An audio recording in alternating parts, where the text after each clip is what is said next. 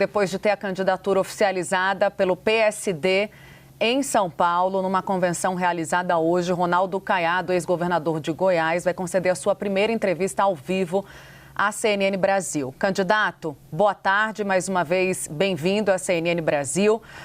O senhor hoje fez a sua convenção, estávamos ao vivo, Vinícius Murad, meu colega, estava lá também acompanhando, e algumas percepções eu consegui colher aqui de longe, de Brasília, acompanhando esse ato, né? Me parece que ali a ideia dessa chapa pura é disputar contra a rejeição dos dois favoritos, né? Fala-se muito sobre isso já na sua campanha e não à toa o senhor não tem poupado nem Flávio nem Lula de críticas.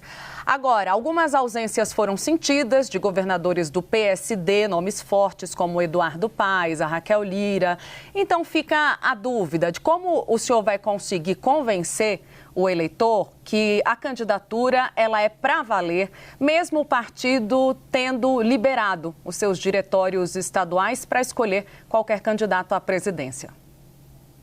Bom, muito obrigado. Realmente, a primeira entrevista após a homologação da nossa candidatura, hoje é uma candidatura já oficializada do PSD, com a chapa de vice já com Gilberto Kassab, com todas as lideranças ali do país, de vários estados presentes.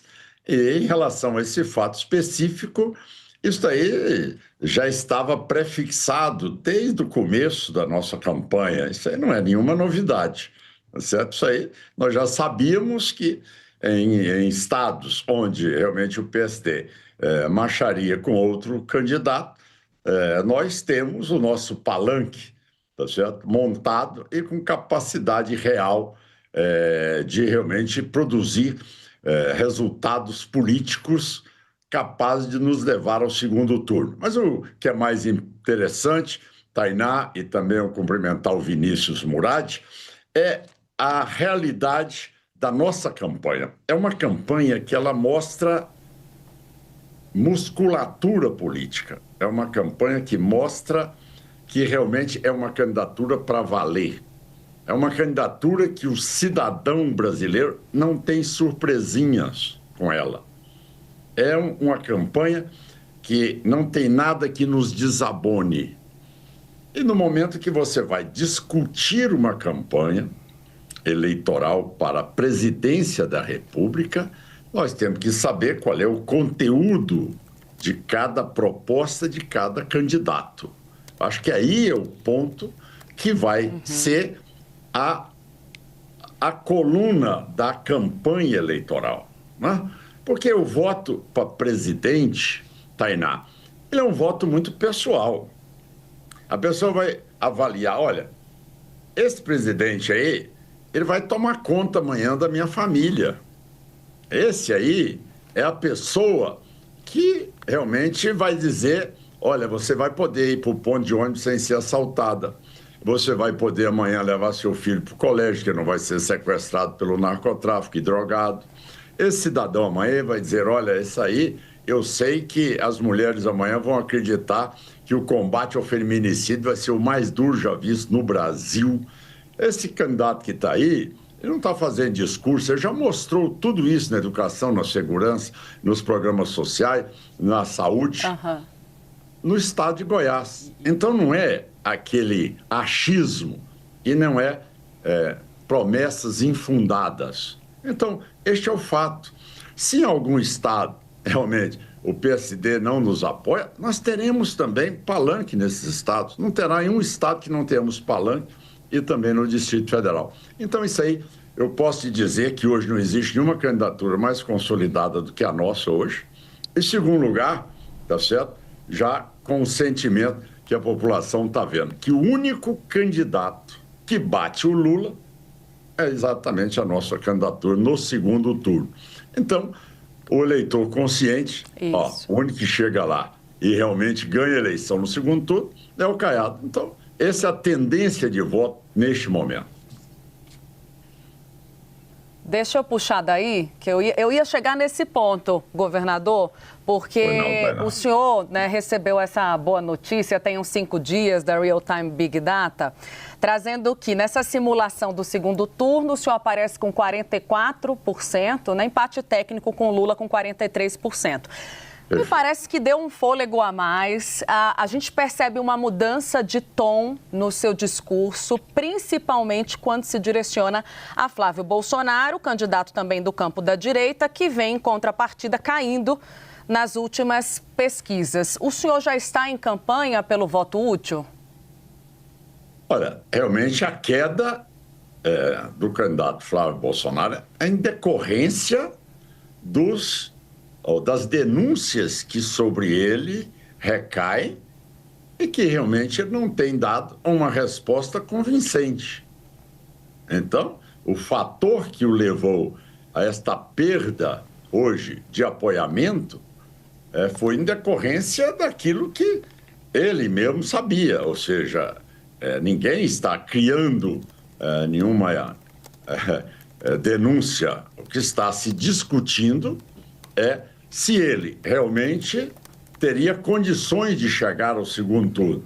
Porque com tamanhas fragilidades, se ele vai para um debate com o Lula no segundo turno, vou passar ele vai ter que ficar se explicando. Né? Ele vai ter que ficar explicando problema de master, problema de rachadinha, discussão interna, tantos problemas, né, de nota fiscal, disso, daquilo. E você sabe que a extrema-esquerda ela já é complacente com Lula nos escândalos. Não é? Você já vê que eles já absorvem essa falta de conduta ética do Lula. O eleitor da esquerda, da extrema-esquerda, ele já absorve isso, ele aceita isso. Ora, qual é que é o princípio que sempre foi defendido por nós na centro-direita?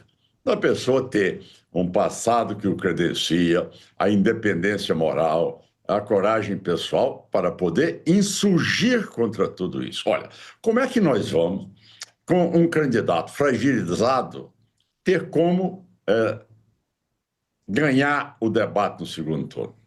Então, esta é a realidade. E esta realidade não foi criada por ninguém. Isso é uma realidade que foi constatada em relação a denúncias que surgiram em nome dele. O candidato, desculpa, estava me comunicando aqui com a técnica, vazou um pouquinho durante a sua fala. Agora o Vinícius Murad, nosso brilhante repórter que acompanhou a sua convenção em São Paulo, está com a palavra. Candidato, primeira vez que te chamo assim, agora ao vivo. Eu quero explorar um pouco mais a questão que seus assessores dizem que Flávio Bolsonaro é um concorrente e que Lula é o adversário a ser batido. Com relação a esse concorrente, a Flávio Bolsonaro, hoje o senhor colocou um apelido novo nele, disse que é o candidato Kinder Ovo, que a cada dia surgem surpresinhas. Do que exatamente o senhor fala quando o senhor se direciona sobre essas críticas ao Flávio e por que não citar o nome dele diretamente, como o senhor faz com Lula? Bom, veja bem, no discurso eu falei o nome dele várias vezes.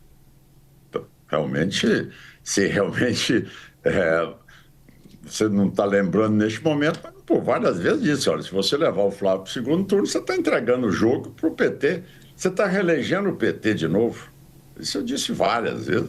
Falei, olha, prestem atenção, porque, na verdade, o candidato, tá certo? Como eu citei anteriormente, aí é bem direto, então, para você ver, eu disse numa entrevista anterior, e tenho dito em várias vezes, que realmente a candidatura do Flávio é o peru de Natal que o Lula quer se servir dele no segundo turno. Disse isso claramente. Então, não estou tergiversando hora nenhuma em deixar claro sobre quem eu estou falando. O conteúdo das críticas, eu queria que o senhor pudesse desenvolver um pouco mais essas surpresinhas. Como? Alô? Não deu para ouvi-lo. Sobre o conteúdo das suas críticas, candidato, quais são essas surpresinhas a que o senhor se refere? Todas essas que aconteceram, ou seja, em relação ao Banco Master, em relação ao desconhecimento do fato, em relação ao problema de atrito com a madrasta, de repente a surpresa de ter uma carta, não ter a carta, o problema de nota fiscal. Tudo isso são vocês mesmos que noticiaram para o Brasil todo. São essas aí as surpresas que acontecem quando de viva voz ele disse que não conhecia sequer o Vorcaro. Então, nada mais do que aquilo que foi noticiado pela imprensa, eu comentei. Agora, eu não criei nenhuma dessas situações. Eu não criei, não existe nada que fosse algo colocado por mim. Isso foram fatos identificados na trajetória dele em relação à sua vida pregressa, a todas essas denúncias que vieram, não é? Como rachadinha, como Banco Master, como nota fiscal, como isso tudo, que isso é de conhecimento de toda a população brasileira. O senhor chegou a falar no passado sobre assuntos que se relacionam com o bolsonarismo, governador. Eu queria entender se isso ainda faz parte do seu pensamento e da sua estratégia agora oficializado o candidato. O senhor falou que o seu primeiro ato como presidente seria conceder a anistia ampla e indultar o ex-presidente Jair Bolsonaro. Isso ainda faz parte dos seus planos, caso seja eleito? Lógico, né, Tainá? Eu sou um homem que tem palavra. Eu sou um homem que eu tive coragem de defender produtor rural em 1986, Tainá. Eu sou um homem que enfrentei o PT que enfrenta o PT há 40 anos, Tainá. Eu sou um homem que nunca fiz opção por oportunismo na minha vida. A minha posição é uma posição de coerência, de convicção, de ideias. Sou um homem que acredita no debate, sou um homem que acredita na pesquisa, na vacina. Eu tenho independência moral. Eu não sou encabrestado por ninguém. Eu não tenho rabo preso. Tá certo? Eu tenho as mãos limpas. Eu tenho 40 anos de vida, de vida pública, sem nada que possa me atingir. Quando eu disse aquilo, eu disse sustento, certo? Que vou sim tomar essa iniciativa no meu primeiro dia de governo, até porque eu quero pacificar o país. Isso aí só serviu para quê? Não é um traço da política brasileira ficar esse jogo entre um e outro, se retroalimentando essa discussão eternamente. O que as pessoas querem é que o candidato à presidência da República tenha, primeiro, propostas. Segundo, ele tenha a coragem de assumir brigas que valem a pena. Eu lhe pergunto, o que trouxe de resultado a não ser atraso, pobreza, violência, agressão, essa discussão entre o PT e o PL? O que mais trouxe? Solucionou a fila dos que precisam ser operados no SUS? Melhorou a renda das pessoas? Levou a um combate à criminalidade no Brasil? Melhorou a educação? Emancipou as pessoas? Ou enrolou cada vez mais todas elas? Ou abriu-se espaço cada vez mais para as facções criminosas? Ou a educação brasileira caindo cada vez mais na sua condição de competitividade? Ou a saúde não tendo amanhã condições de ser sequer atendida regionalmente? Então, este é o fato. As pessoas querem uma resposta objetiva. Para que ele é candidato? Para que ele briga? Eu brigo por isso. Eu brigo por saúde, por educação, por recuperar a dívida do meu Estado, buscar o equilíbrio fiscal. Eu brigo na defesa da mulher. Eu brigo na defesa do jovem, do estudante. Essas são as brigas que eu assumo. Agora, briga inútil, briga de tititi para lá. Agora, eu sou um candidato, modéstia à parte, que eu preciso de ser avaliado pelo povo brasileiro.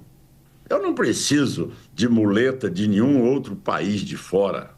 Não, eu sei dar a autoridade moral para o Brasil, sentando aquela cadeira, eu saberei, sem dúvida alguma, com todo o Itamaraty, uma chancelaria que será totalmente reformada por mim, resgatando a força da diplomacia brasileira, não como braço acessório de partido como é hoje, mas com capacidade de mostrar o Brasil com altivez, discutindo e sentando à mesa com os demais países no mundo e não vivendo essa situação deprimente que o Brasil vive hoje. Tá certo? Então, essa é a realidade que o Brasil espera de um candidato à presidência da República. Vini. Candidato, eu pergunto agora sobre dois pontos, dois temas que o senhor citou no seu discurso mais cedo na convenção, que é o combate à violência contra a mulher, e também o senhor foi bastante crítico ao programa Desenrola do governo Lula, disse que é cortesia com chapéu alheio. Se o senhor puder esclarecer o que seria, então, melhor a se fazer com relação ao endividamento da população, que é, assim como a violência, um dos maiores problemas que o povo brasileiro enfrenta hoje. E com relação à violência contra a mulher, o senhor apresentou uma proposta de transferência de bens do agressor condenado para a mulher vítima. Se o senhor puder explicar também um pouquinho sobre isso. É verdade. Esta é uma chaga que nós precisamos de tomar medidas mais duras contra ela. Não é possível. Nós estamos a todo momento, tá certo, recebendo essa notícia de feminicídio, de agressão. Qual a dificuldade, Vinícius?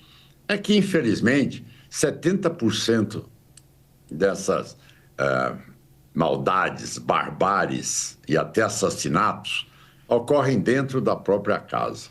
Então, o primeiro momento que eu quero é buscar uma ampla parceria do agente comunitário de saúde, tá certo? Da parte de assistente social, da Defensoria Pública, do Ministério Público, da comarca ali do local, das entidades e das entidades de classe daquele município, daquela cidade, para que denuncie sinais de agressão ou, pelo menos, tentativas de agressão, para que possamos ter as medidas protetivas o mais rápido possível. E não apenas como sendo um assunto específico só de segurança pública, porque quando é informado, infelizmente, muitas vezes, a mulher já foi a óbito. Além dessa dureza no aumento da pena, e que realmente, daí também o cumprimento extensivo da pena, essa ideia me foi dada e eu gostei enormemente dela. Normalmente o homem, aquele covarde agressor, ele quer se prevalecer do poder financeiro dele, ou por estar pagando o aluguel da casa, ou por estar comprando a comida para dentro de casa. Então, uma medida que vou tomar será exatamente essa: o perdimento de todos os bens daquele agressor e transferir tudo aquilo para a mulher que foi agredida.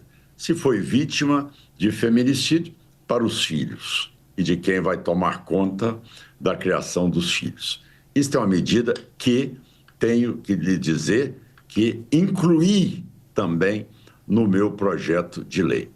Em relação ao segundo fato, que você pergunta... O Desenrola. Sobre O Desenrola. O senhor criticou o programa hoje. Do endividamento do cidadão. Vinícius, por que o Brasil chegou a essa situação? Toda foi induzida pelo Lula. O Lula é que estimulou as pessoas. Tome seu empréstimo, inicie seu negócio, vá, monte o seu negócio. O Brasil tem que sair à frente, vamos trabalhar, vamos produzir. Tudo isso foi exatamente estimulado pelo próprio governo. Depois, o cidadão que está lá, um comprou máquina de costura, outro comprou uma pequena panificadora, o outro comprou uma borracharia, o outro fez isso, fez a sua dívida. E mesmo aqueles que já tinham, ampliaram os seus empréstimos e, de repente, vem uma taxa de juros de 14,5%. Veja, você viu isso, Vinícius, na Dilma. Você viu isso na Dilma. Agora, ele não esperava que a bomba explodisse no colo dele. E aí ele veio com o Desenrola. Mas o que eu disse no meu pronunciamento é que eu, primeiro, tenho que deixar claro que quem rolou foi o Lula. E que eu vou desenrolar a vida do brasileiro, porque eu não vou aceitar uma taxa de juros extorsiva como essa. Vou realmente conter gastos do Estado, vou ter o apoio de todos os empresários e de todo o setor que investe no Brasil, e eles vão me dar esse aval, e eu saberei ter um regime fiscal duro para que o Estado dê o bom exemplo e corte na carne para que não tenhamos aí gastos excessivos. Então, isso aí do desenrola é simplesmente o cidadão abrir mão do que ele tem, que é o seu próprio seguro, que é o FGTS, para pagar a dívida agiota. O agiota é quem? O Lula com seu programa de governo, que endividou toda a população brasileira, o setor rural, o setor do comércio, o setor de serviços. Hoje, os empresários, todo mundo hoje está totalmente endividado, chegando a percentuais acima de 80%. Candidato, muito obrigada pela entrevista, por estar conosco mais uma vez, trazendo os esclarecimentos desse pontapé inicial da sua campanha. Espaço aberto, um bom trabalho. Conversamos agora com o candidato à presidência da República pelo PSD, Ronaldo Caiado. Até uma próxima. Muito obrigado, Vinícius. Muito obrigado, Tainá, pelo espaço que me foi concedido aí na CNN. Vamos à vitória. Até mais. A CNN Brasil convidou os 5 pré-candidatos mais bem colocados nas pesquisas para entrevistas no estúdio da CNN ou no local respectivo da convenção partidária depois de cada evento. Flávio Bolsonaro, do PL, disse ter compromissos prévios e não pôde agendar a entrevista. Romeu Zema, do Novo, e Renan Santos, do Missão, confirmaram presença. E Lula, do PT, ainda não respondeu.